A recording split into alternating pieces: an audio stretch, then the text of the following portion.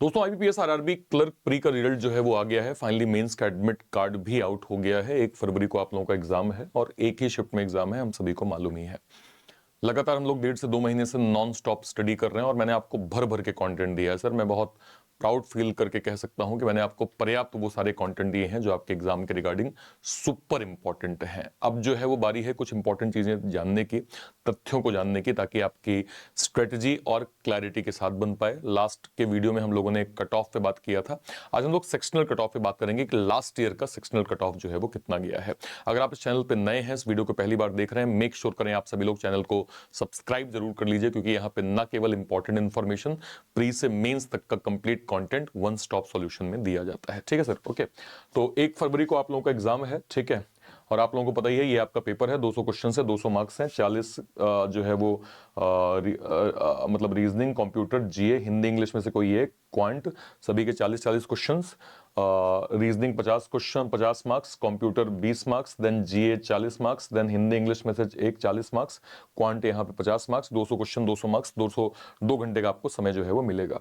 Last जो है वो वीडियो में हम लोगों ने कट ऑफ पे बात किया था। लास्ट के 4 सालों का कट ऑफ हमने देखा था। आउट ऑफ 100 जो है वो कट ऑफ डिसाइड होता है। 21 का, 22 का, 23 का, 24 का हमने देखा। आपका जो भी स्टेट है एक बार गो थ्रू कर लीजिए कि कौन से स्टेट से आप हैं और आपके लास्ट के 4 साल के कट ऑफ के ट्रेंड क्या रहे हैं। जो भी आपका स्टेट है एक बार गो थ्रू कर सकते हैं। आज हम लोग बात करेंगे सेक्शनल कट ऑफ जो है वो कितना गया है। तो अगर मैं 2024 का सेक्शनल कट ऑफ देखूं सर, ये आपके सामने पेपर है, जिसमें अगर आप देखेंगे रीजनिंग का सर जो सेक्शनल कट ऑफ गया था वो 19 करीब अच्छे खासे अटेम्प्ट रीजनिंग में हुए थे, ठीक है। और ओबीसी कैटेगरी में सर 16.25 कट ऑफ नंबर गए थे। कंप्यूटर नॉलेज 9.75, जनरल ईडब्ल्यूएस और ओबीसी का 6.75, जीए का 1.25 और ओबीसी का 1 नंबर, इंग्लिश का 12.25 और 9.50 जो है वो ओबीसी का नंबर, क्वांट का यहाँ पे 8.25 और ओबीसी का नंबर यहाँ पे 6 जो है वो गया था।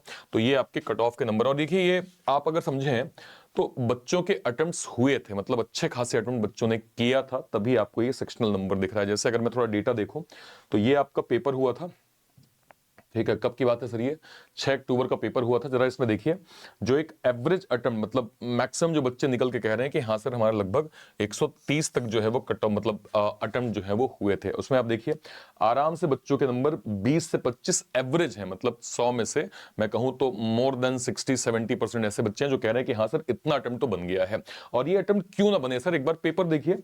ये आपके सामने पेपर पूछा गया था, ठीक है। एज पजल 8 लोग 8 पर्सन, बस इतना ही। 10 मंथ 10 मीटिंग, इतना ही। सर्कुलर में 6 लोग, साथ में वेरिएबल, 6 लोगों के साथ वेरिएबल, 6 लोगों के साथ केवल, ठीक है। और देखिए, और all are facing centre, linear 9 लोग, नॉर्थ साउथ, कोई अन्य कोई वेरिएबल नहीं, बस इतना ही था। अनसर्टेन में 23 लोग बन रहे थे, all are facing north. Flat floor में 3 फ्लोर 2 फ्लैट, साथ में एक कलर, देन सिलॉग। अब मुझे बताइए एक भी कोई ऐसी पजल है जो आप कहें नहीं सर इसको तो मैं स्किप कर देता क्योंकि ये लेवल था? कोई भी ऐसा पैटर्न नहीं सर। सभी आपने एसबीआई पीओ प्री दिया है, आईबीपीएस पीओ प्री दिया है, उसका एग्जाम आपने दिए होंगे, कंटेंट लेवल देखा होगा, उसी के समतुल्य माइनर सा ही ना कहिए, थोड़ा अपडेट लेवल आपको यहां मिला होगा, बाकी कुछ भी खास बदलाव नहीं है।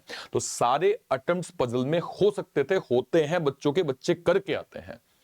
तो ये ध्यान रखिएगा कि यहाँ पे अटेम्प्ट्स आपके बनते हैं। सिलॉग, conditional based letter, data sufficiency, number based question, ये कंप्लीट पैटर्न आपको रीजनिंग में देखने को मिला। इसके बाद अगर मैं जाऊंगा तो RC parajumble, correct usages of word, vocab, match the column, parafillers, cloze test, inappropriate word, idioms और फ्रेजेस के क्वेश्चन, ये टोटल 40 मार्क्स आपका इंग्लिश जो है वो यहाँ पे हो गया। इसके बाद अगर मैं जाऊं क्वांट में, simplification, table DI, line with table DI, caselet DI, wrong number series, application sum यानी अर्थमेटिक के टोटल 12 क्वेश्चन, यानी ओवरऑल डुएबल मैनर में पेपर जो है वो होता है आरआरबी क्लर्क मेंस का। तो ये जो नंबर्स हैं आपके सेक्शनल के, इसको थोड़ा सा गो थ्रू कर लीजिएगा। एटलीस्ट आपको इतने मार्क्स तो एटलीस्ट गेन करने ही हैं सेक्शन वाइज, ठीक है, ओके।